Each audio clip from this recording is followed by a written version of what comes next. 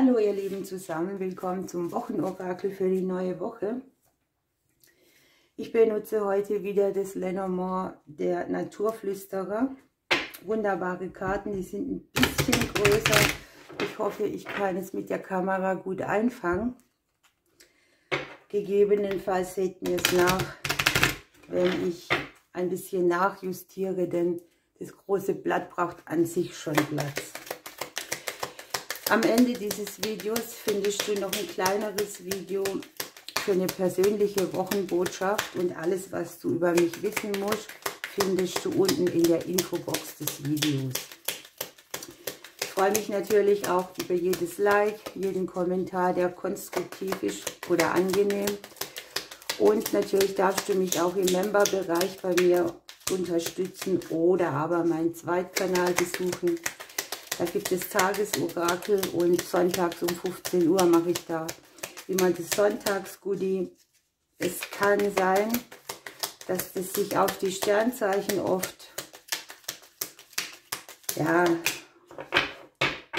bezieht oder aber mal auf die Elemente. So kann man immer das Kollektiv noch ein bisschen besser einfangen und je nachdem, was mir eben so einfällt. Ja, nächste Woche sieht es so aus, dass wir hier schon wieder das Schicksalskreuz, also es tut mir ja leid, aber es fällt halt, wie es fällt. Wir merken irgendwie, etwas nagt an uns. Es kann sein, dass wir uns nicht vital fühlen, dass wir Gedanken haben, die immer wiederkehrend sind, dass wir irgendwie nicht vorankommen. Und das Kreuz legt sich hier ins Haus des Schiffes rein. Also das Leben möchte uns auch daran erinnern, dass wir hier wieder mal etwas mehr Bewegung vornehmen in Richtung unserer Träume. Okay, wir haben hier für ein oder andere eine Situation, die kann sich im partnerschaftlichen Bereich zeigen oder im häuslichen Umfeld. Es ist so, dass man sich vielleicht nächste Woche nicht so viel zu sagen hat. Man guckt sich hier an, der eine versteht den anderen nicht. Wir selber liegen im Haus des Baumes drin. Wir sind auf irgendetwas bedacht, was uns neuen Wachstum ins Leben bringt, wo wir unsere Wurzeln spüren können oder wo wir vielleicht auch die Langfristigkeit von Partnerschaften überprüfen. Es kann schon sein, dass sich schicksalshafte Situationen mit deinem Gegenüber ergeben, die sich aber auf euer Umfeld mit auswirken, ne? Ja, hier ist es so, man kann auch sagen, der Baum ist ja eine Karte, die ist sehr langfristig, dass so eine gewisse Langeweile eingetreten ist, ne? Dass irgendwie der Mangel auch ist, dass sich nichts tut. Aber ich habe das Gefühl, die nächste Woche tut sich sehr rasch etwas Ungewolltes, was uns eine gute Energie zurückgibt im Leben.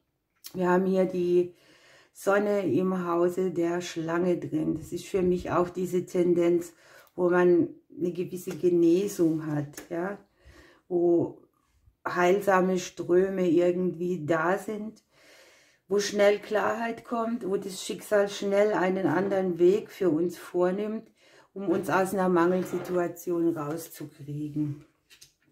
Fängt ja schon mal ganz gut an hier, ne?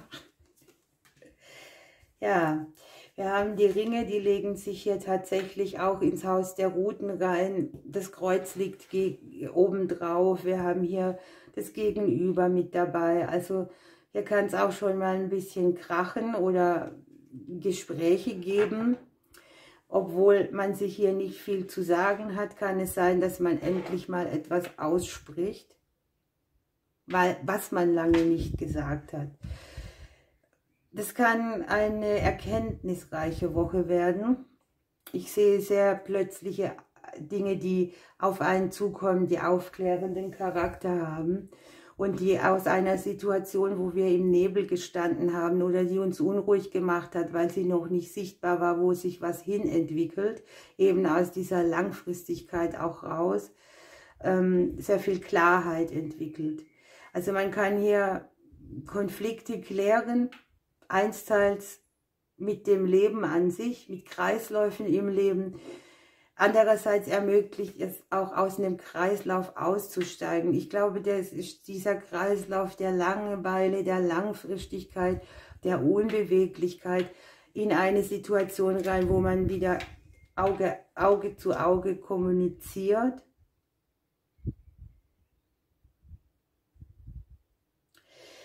Und hier im Haus des Neubeginns legen sich die Sterne rein. Also das Schicksal prüft uns auf den Weg, indem wir eine Aufgabe kriegen, mit der wir nicht rechnen, um uns dann eine neue Situation zuzuschustern. Es ist hier sehr genesend, ne? Oder regenerierend auch für uns. Irgendetwas kann sich regenerieren. Jetzt kommt eine Doppeldeutung. Wir haben hier im Haus des Kindes die Sterne drin und hier im Haus der Sterne das Kind. Also eine Woche, die durch Einflüsse von außen, vom Schicksal, von irgendwelchen Situationen, die vielleicht auch so ein Potenzial haben, wo man eine kurze Zündschnur hat, ne, wo man dann mal auch hochgeht, wo man zu lange geschwiegen hat, sage ich mal, und dann endlich auf den Tisch haut. Okay. Nachrichten, die Veränderung bringen.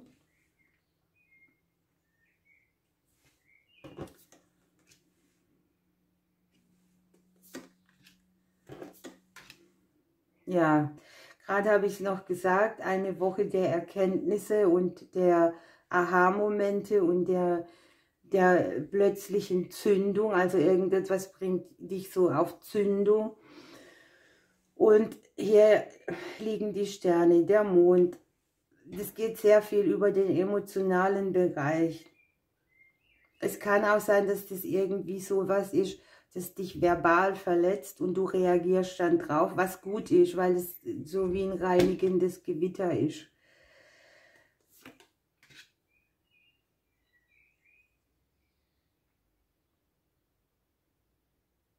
Für die einen oder anderen kann es auch so eine Situation sein, wo man mal schnell Konkurrenz hat oder wo die Vergangenheit einen einholt und man dann dieses Ding macht, so wie du bist wie mein Ex, der hat mir das schon getan und du auch. Also dieses ganze Trigger-Dings könnte hier mit dabei sein, was gut ist, denn wir haben hier die Emotion, die Intuition, die liegt hier im Haus der Hindernisse.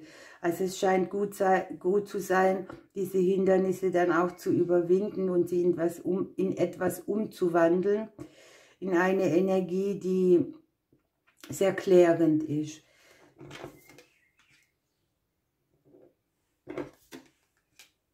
Ja, toll, ne? Leute.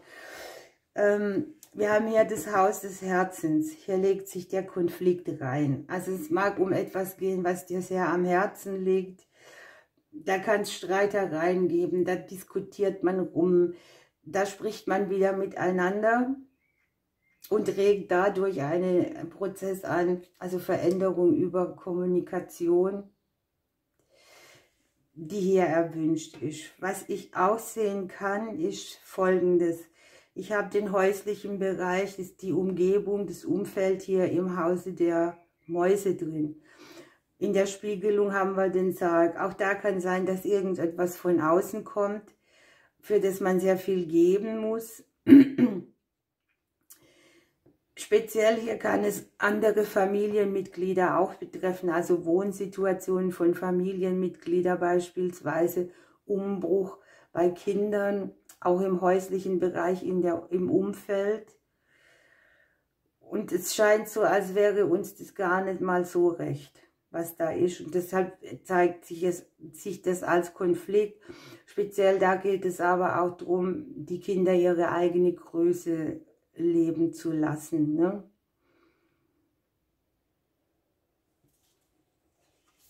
Oh Leute, hier im Haus der Ringe legt sich jetzt noch der Fuchs rein. Ja, was soll ich sagen? Man zweifelt, etwas fühlt sich nicht gut an, man erkennt vielleicht auch eine Unwahrheit, die sich da eingeschlichen hat. Man hinterfragt, man darf einen klugen Zug machen. Die einen oder anderen haben hier auch trennende Gedanken, ne? Die möchten vielleicht auch lieber mal wieder ihren eigenen Weg gehen, um weiterzukommen. Es geht nur darum, dass man persönlich weiterkommt. Jetzt haben wir im Hause des Gegenübers, egal ob du Mann oder Frau bist, ne? Du guckst aus deiner Perspektive und im Hause des Gegenübers liegt hier definitiv das Hindernis drin. Und jetzt wird es interessant, wir selber korrespondieren mit diesem Hindernis. Also es scheint eine Woche zu werden, in dem man viele Berge hat, die sich einem in den Weg stellen. Nichtsdestotrotz geht es darum, hier kommen wir mit überraschend guten Ergebnissen raus. Ne? Hier liegt ein Überraschungsmoment, ein Glücksmoment, etwas, das für die Zukunft auch Hindernisse minimalisiert. Nenne es schicksalshaftes Glück. Das Kreuz liegt in der Spiegelung drin. Also es kann schon sein, dass sich hier etwas sehr wendet, indem es erstmal ausbricht.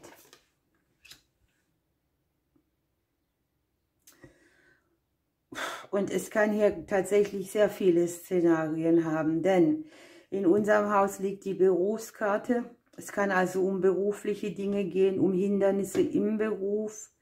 Es kann um die Finanzen gehen, hier speziell auch die Finanzen, die über den Beruf kommen, die vielleicht auch aus der Vergangenheit nochmal wichtig werden. Das heißt, es sind Gelder, die man vielleicht schon investiert hat oder wo man schon gegeben hat oder wo nochmal etwas nachverlangt wird. Das im kleineren Bereich, also das ist jetzt nicht so dieser Riesenpatzen, aber es geht einem gewaltig auf die Nerven. Also ich sehe so dieses genervte Gefühl, damit umzugehen, wenn viele Hindernisse in vielen Bereichen sind. Es kann über unseren Beruf gehen, aber das Gegenüber spiegelt auch wieder mit dem Beruf drauf. Vielleicht geht es auch darum zu gucken, wie stabilisiert man die Finanzen, an was kann man noch arbeiten, dass es finanziell gut ausgeht. Hier sind definitiv aber auch die Gelder der ganzen Familienmitglieder mit drin, definitiv. Ne? Also Gelder, die alle haben, die zu einem Haushalt gehören. Vielleicht auch das Geld der Eltern oder das Geld von Kindern betreffend. Ja, und jetzt kommt es halt so, dass das Schicksalskreuz auch hier auf der Korrespondenz liegt im Hause der Familie, aber tatsächlich auch eine Situation, die dir einen schicksalshaften Frieden über die Finanzen bringen kann. Also sehr, sehr, sehr viel die nächste Woche. Wir haben die Herzkarte hier im Haus des Mondes drin. Das hat mich jetzt auch nicht gewundert. Wo der Mond ist, das sind Schatten, da ist zwar viel Gefühl, aber da hat man auch immer so, heute geht es mir so damit, morgen geht es mir so damit.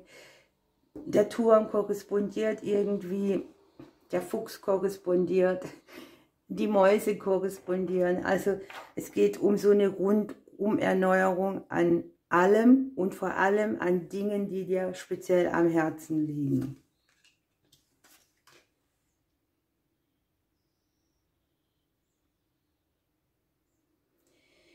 Zum Thema Geld kann ich hier nochmal sagen, also es kann auch sein, dass dir hier eine spezielle Person irgendwelche finanziellen Angebote macht. Überprüfe dann gut, damit du hier kein Mogelpaket hast. Ne?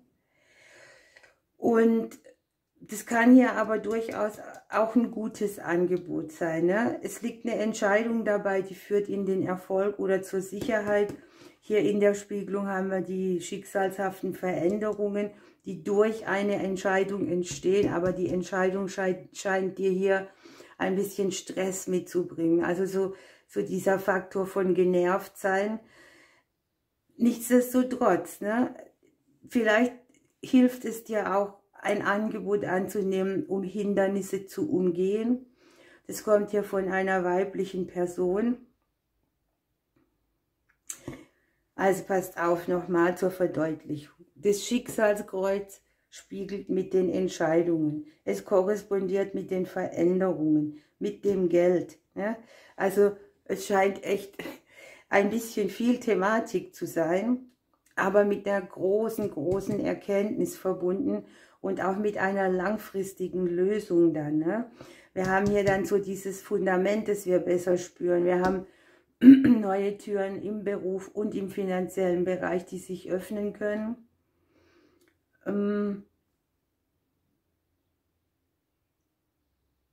Das kann hier auch eine Verstrickung mit einer weiblichen Person sein, die im finanziellen Bereich aufgelöst wird.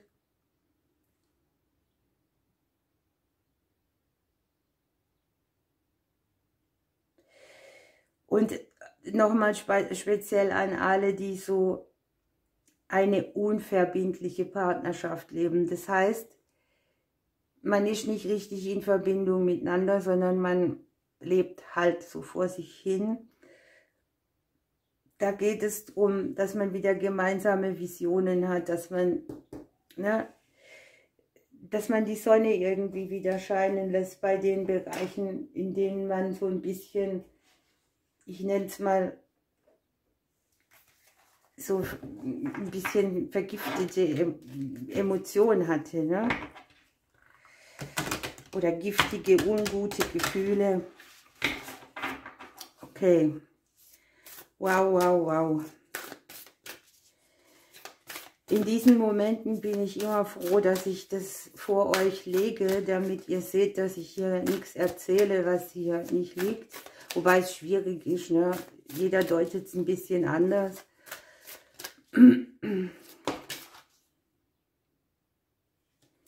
Ja, guckt mal, hier kriegen wir noch mit der richtige Weg. Lerne zu kreieren, was deinen Wünschen entspricht. Hier das Schicksalskreuz im Haus der Sehnsüchte drin. Also es geht darum, Wege zu kreieren, in denen man seine beste Sehnsucht oder seine höchste Sehnsucht leben kann. Und da reinigt sich hier was die nächste Woche.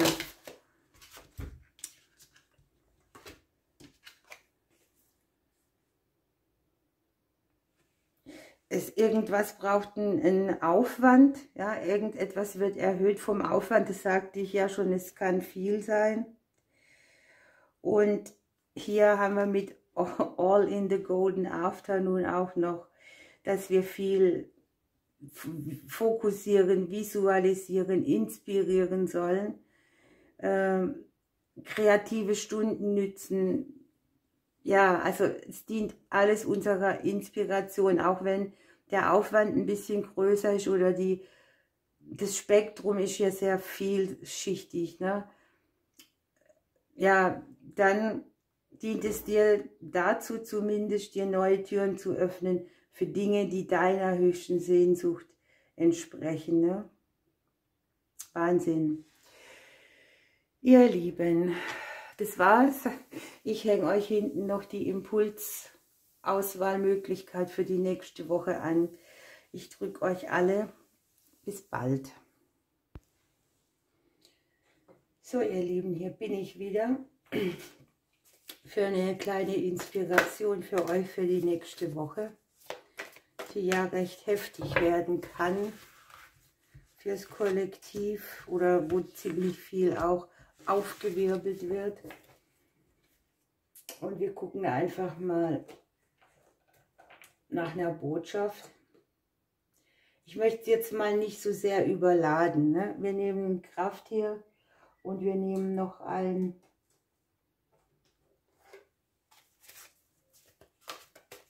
aus dem Tarot.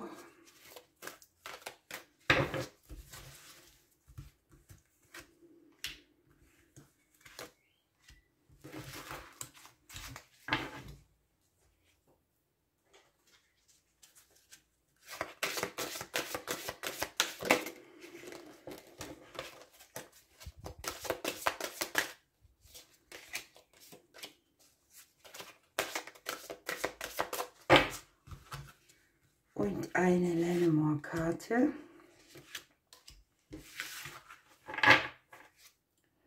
Dann dürft ihr euch entscheiden. Heute mal ohne Männchen.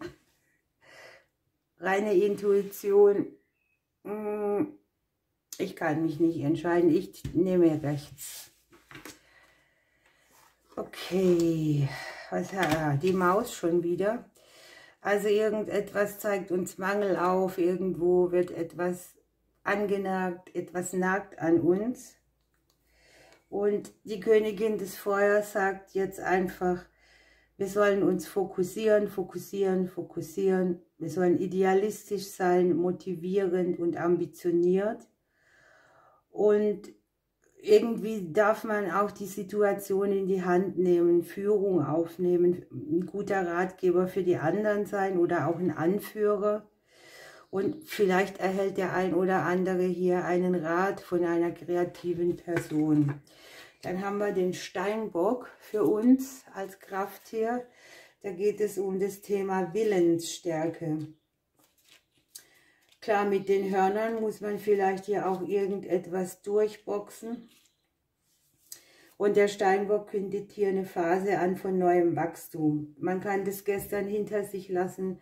Man darf sich auf das Heute konzentrieren und auf das, was ansteht.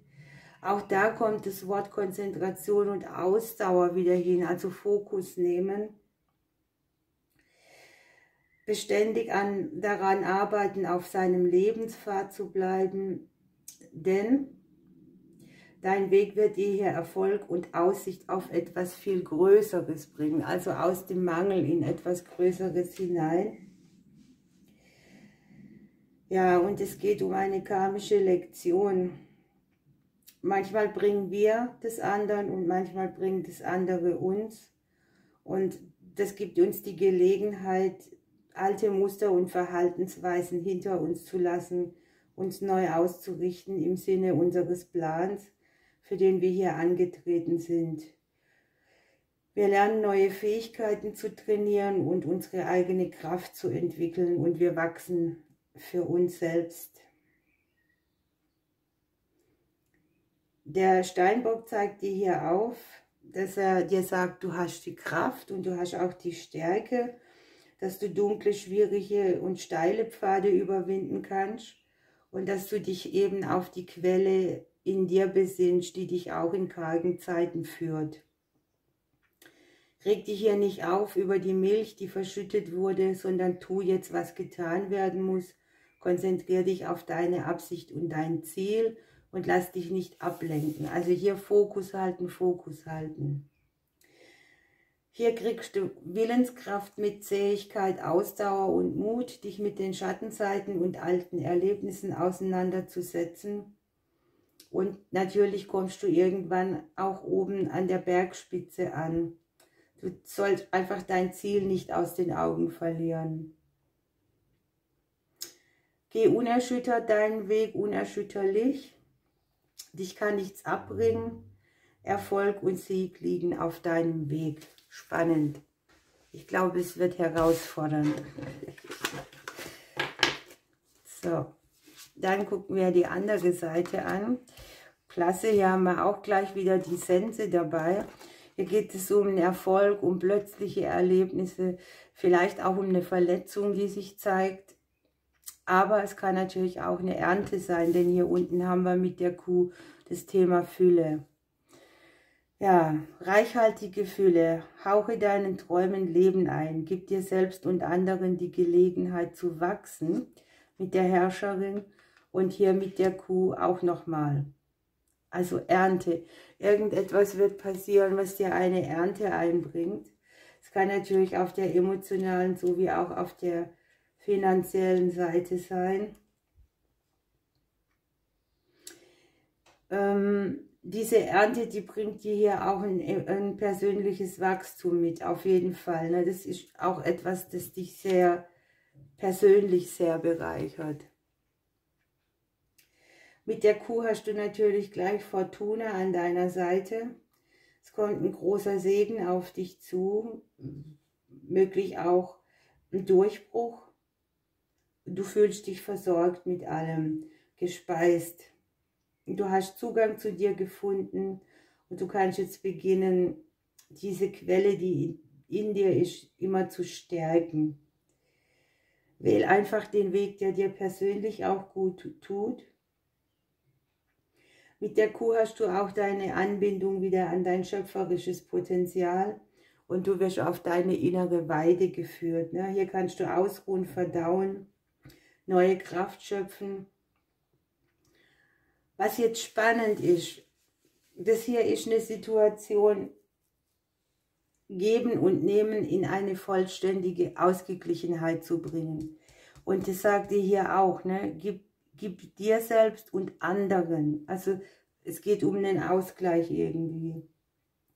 Es gilt auch das, was du bereits erworben hast, zu ehren und zu bewahren und den Gewinn in deinem Leben zu erforschen. Was ist für dich Glück? Wie fühlt sich das an?